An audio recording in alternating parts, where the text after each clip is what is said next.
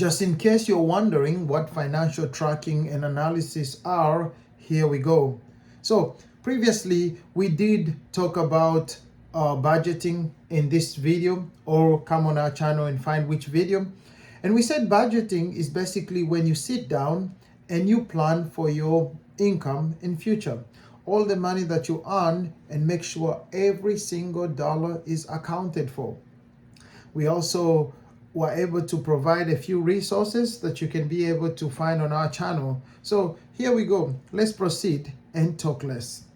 Financial tracking, just like the way it sounds, expense tracking basically, it's all about earning and plan what you earn.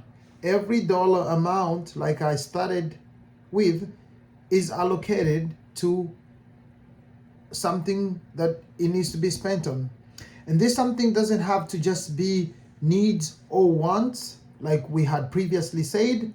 This something could be your retirement. This something could be your savings. This something could be your investment and everything like that. But just make sure that you don't have so much money laying around that is not in the economy, or that is not being spent, that's not being saved in your bank account. One of the main reasons, at least as far as I'm concerned, as I've been embarking on this saving journey, is to have, I would say, laid around money that is in your checkings account and it's not doing anything. Now, nothing is wrong with that kind of money, but you need extra discipline. As far as I'm concerned, many industries are throwing themselves at you. Grocery stores, markets, Apple store, and all other types of stores. They have the marketing team, they have advertising teams, and they are all after trying to make a sale. Now, your money, if your money is not accounted for, your money tends to fall for those marketing strategies. Nothing is wrong with that. It's just that the smart ones that I've met, the very bright ones, they make sure every dollar amount is accounted for. Financial tracking or expense tracking, then analysis are after making sure that every amount is counted for. Anyway, expense tracking and analysis is an essential part of personal budgeting that helps individuals understand where their money goes and how they can improve financial decisions. It's saying by consistently recording daily, weekly, and monthly spending, people gain a clear picture of patterns in both necessary and unnecessary expenses. Like I was saying, make sure that every amount is taken care of for, and do not blame yourself for overgeneralizing. There are some months that I've said, I'm going to spend amount X on either my car, amount Y on my food, amount Z on different type of expenditure, and amounts have changed. Very few times have I come out of a month, now that I'm financially literate, very few times have I come out of a month or coming at the end of the month and I'm surprised what went. Usually I'm very, very aware, and I've learned to limit myself and over surprise myself.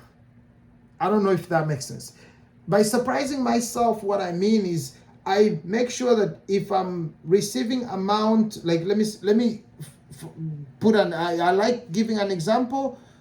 That way someone can visualize what exactly I'm talking about. For in terms of financial tracking as well as analysis, you have to be able to be tough on yourself. If you're a parent, sometimes kids ask you for things that you don't have, and it's not very hard to say no to them, most especially when you don't have it. Now, the problem comes is when you don't have it, that's when we start consulting credit cards, other forms of loans, and forget that we can actually strip ourselves from the very wants that come. Many other people, we can say no to many other people, but sometimes it's hard to say no to ourselves. So there is a psychology going around here when it comes to financial tracking. The goal, of course, is always to make sure that you have something left to put away. You have something left to invest, something left to save and stuff of that kind. Of course, like I said in the budgeting video, make sure you pay yourself first when you earn. Because if you spend assuming you'll pay yourself last, there is a tendency that you won't pay yourself at all. Because every other thing will become important if the only important person is not considering themselves. I don't know if I'm making myself clear. So yes, here, financial analysis as well, or what you call expense tracking and financial analysis, that includes, it's part of budgeting that has you paying attention to everything that goes away in relation to what comes in. So expenditure has to be limited and it has to be way below planned income. I don't know if that makes sense. I also went on and explained the rules that are everywhere on the internet, the 50, 30, 20. 50 goes on needs when you're tracking, 30 goes on wants, and then 20% goes in either savings, investment, or something like that. So by using those breakdown, you probably are getting where we are going. My frustration when it comes to expense tracking and analysis. Now, what are some of the steps that we can take? Define your categories, be very specific. Make sure that the categories are not very many, somewhere between, I would say, 5 if you're living at home to 20. Categories include, you could say rent, utilities, grocery, transportation, insurance, if you have debt, subscription, dining out, some people do that, entertainment, savings, yes, include all those too. And then make sure that they're not very many, because when there are very many, then repeating this every monthly becomes a very painful thing. Make sure that everywhere your money is going, you categorize those areas. That way, when you're tracking, it's very easy. You can use online resources like Excel sheet. Sometimes, actually, Google does the Google Sheets also. They are very free on Google. You have a Google account, you can easily open their Excel version. Well, not the Excel version, it's the Google Excel version.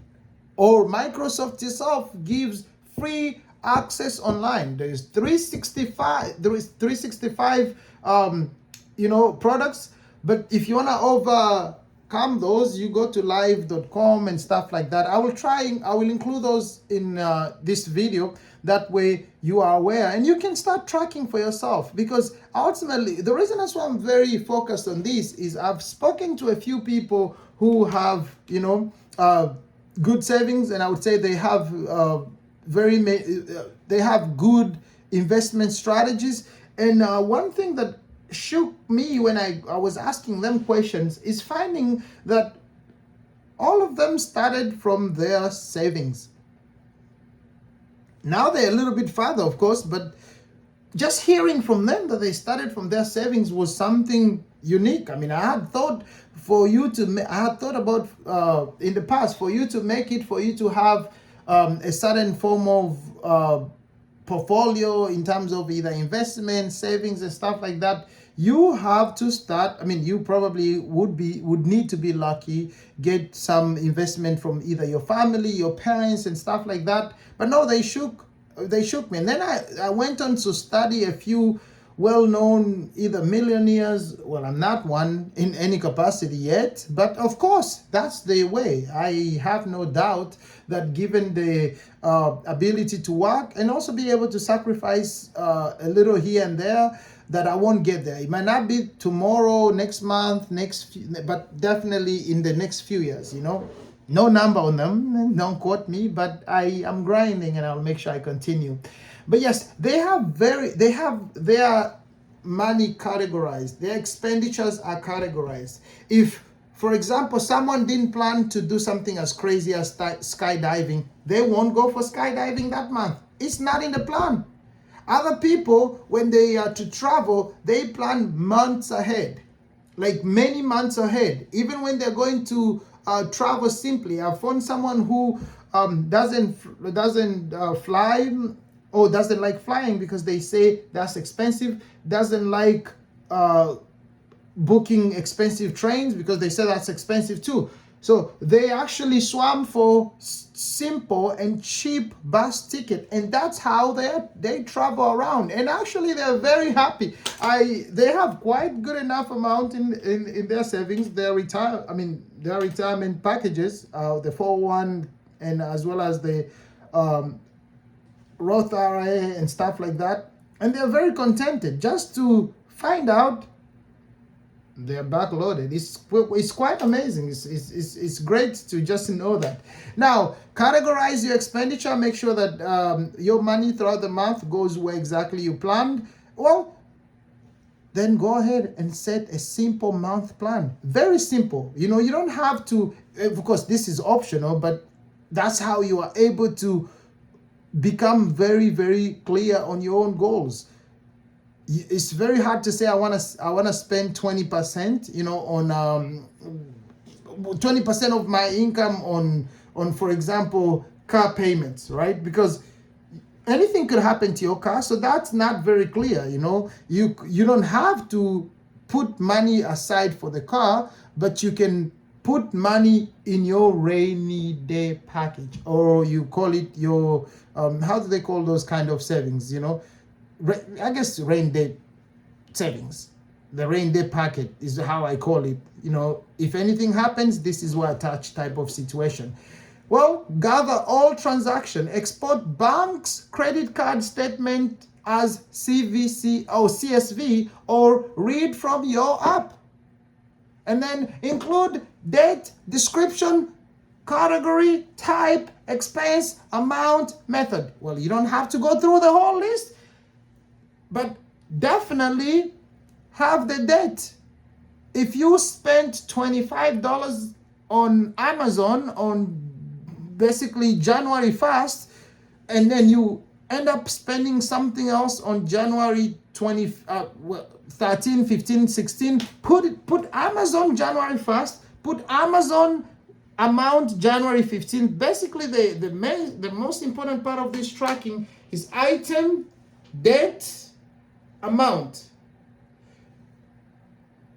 So Amazon is the place, of course, where you got the item from. You can put Amazon, then put the item. Then next, put the date on January 1st, and then put the amount. I spent 25. Now, if somehow in that month you happen to spend again on Amazon, put Amazon January 15th amount. Now, those three columns, as well as the amount, item, as well as date on the same row, will save you and will help you actually come with a better plan next month, just in case you don't achieve this one. But even though you achieve this one, it will make you continue like that. That's how you start. Again, once I saw that my friends who are rich, well, I wouldn't say rich, but who are well off, started from tracking and limiting their expenditure, I opened up my eyes, and now I'm a little bit contented. I went through a turmoil of finances. Again, it happens to everyone, where you realize you're overspending because you're not tracking. You're trying to derive your happiness from other people's, I guess, publications, advertisements. They advertise for you and you buy. In the past, I've had to buy a phone just because I went and tested. I do not undermine the power that different companies have when they're advertising, the power that different salespeople have when they are talking and presenting to you. They do what they do every single day for the whole month, for the whole year, for many years. Now, when you meet them, good luck them not convincing you. When you have a good tracking an analysis technique in terms of budgeting, hey, your willpower will become stronger than their convincing tongue. They will convince you to buy what you just feel like having, and you will convince yourself, or you tell yourself, no, we don't need that now. I think I have met people who are very strict on things. I have lived with people who question, do I need that? Why do we need that? Good questions. Everyone is born differently. People have different techniques, different methods that they go about in terms of limiting themselves from overspending. We are talking about tracking every little thing in a list. That way, if you get this income, you don't have this much in expenditure. Or else if you get this income, you don't have this much expenditure. That's killing you. You want to have this much income and have as little expenditure as possible. If you get this much income, you do this much expenditure, and then the difference becomes your savings or your investment. I don't know if I'm making myself clear.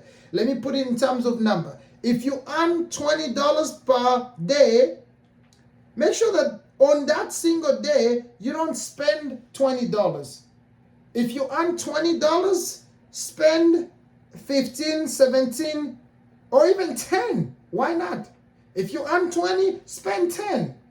Now you can stretch that throughout a whole month and throughout the whole year. So you have to really be very intentional on trying to track, because if you are not intentional, it's going to eat you alive. You are going to run into negatives. I have one of the things that made me actually start paying attention more on my tracking, as well as analyzing my own expenditure, was when I met a friend who was in debt. I think it was about $7,000 in credit card, I would say credit card debt. And what was the reason? She had her pets, and the pets would fall sick just like any other living things, and a few needed surgery, and I think this one, about two needed. There are two, but they all needed surgery. And the time when that was happening, she didn't have anything. Of course, she was in a dilemma, having the pet's life deteriorate, or having or using her credit card. And of course, over time, they were able to use their credit card twice, and that meant the pet's life was uplifted, but their credit card the debt was all the way up here. So it was almost hard for them to get rid of that much credit card on their fixed income in the next even 5 months. It was a little bit hard. And again, there is interest rate on those credit cards. The APR was high. So that became a challenging thing for them to do. Now, in conclusion, before we finish, there is, of course, setting a very simple monthly plan. I mentioned that. Very simple. Don't make it too complicated. Have a plan. Have everything categorized. Enter important transaction daily or weekly. Very important. Enter those transactions. That way you can see everything. Math is so easy. I've met people who say math is hard, but if you can be able to see the total, when they're in your bank's app, sometimes it's so hard. You don't want to go back every day to the bank. Most especially, the only days I want to check in my checking account is when I know I received the paycheck. That I'm happy. But other days in between, on a Wednesday, when my paycheck comes on Friday, I'm not interested in checking. But when you are being very honest about your finances, you track it. Actually, you even derive happiness. Even when you know I have however X amount of money in my bank account, you just check it to make sure, And I found myself checking my finances about every other day, or sometimes every day, depending on the weekends. I also check them. Even when there's no activities happening, I do check them. I check my investment account at a daily basis, because who would blame me for doing that? I find myself checking my retirement account even when nothing is happening every day. Who blames me? I mean, I don't count how many times I check my Instagram. It's also an app, just like any other app. I don't count how many times I check my Facebook. Now, if I tell you my favorite app is my investment app, including my budgeting app. Investment, I use every dollar app for my tracking. Sometimes I use Rocket Money for my tracking. I also use my bank account, not for tracking, but so much for, it's mine. You know, I don't have to have so much in my bank account, because every last dollar that I have, now that I've learned this for the past few months, I've been making sure that when I track every single dollar, I remove the 20% fast. It goes to either savings or investment. That's what I do. Now, if I have any other due diligence, those come second to none. Yes, fasting fast, at least that's for sure. Reconcile routines. Do not just test statistic. You know, don't remain standing. Make sure that if something, match transaction to statement totals, so nothing missing or duplicated. Sometimes you might register something twice. I usually tell my friends, if your bank tracks your expenditures and you find those amounts in your bank account, you would be cheating on yourself if you don't do it for yourself. Because when the bank is tracking, it really won't show you the total. That is very, very math based. It will just show you from this amount to that amount, but that's helpful. But that's not very helpful, because it doesn't really, well, probably some banks do, but my bank doesn't give me those broken down amounts for me to understand or even compare month to month. So that's there. Review the month to date. Compare actual versus budget by categorizing. So be very specific. Now here we go. You've already tracked your expenditure, right? Or after you track your expenditure, compare it to the where you began. Budget. So you budgeted at the beginning of the month, and when the month is over, you compare. Don't just have a budget at the beginning, follow it through. Sometimes towards the end, there is a number that is very realistic. Compare those. See, okay, for example, I plan to spend 1,000 in this month, but I came off to 1,100. That means you've spent 100 more than you planned.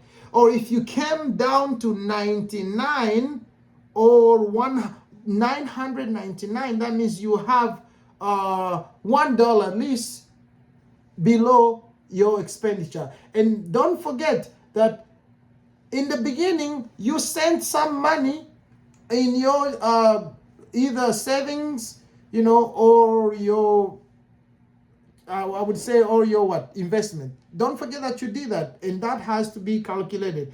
Do not pay yourself last. Instead, you pay yourself fast. Good.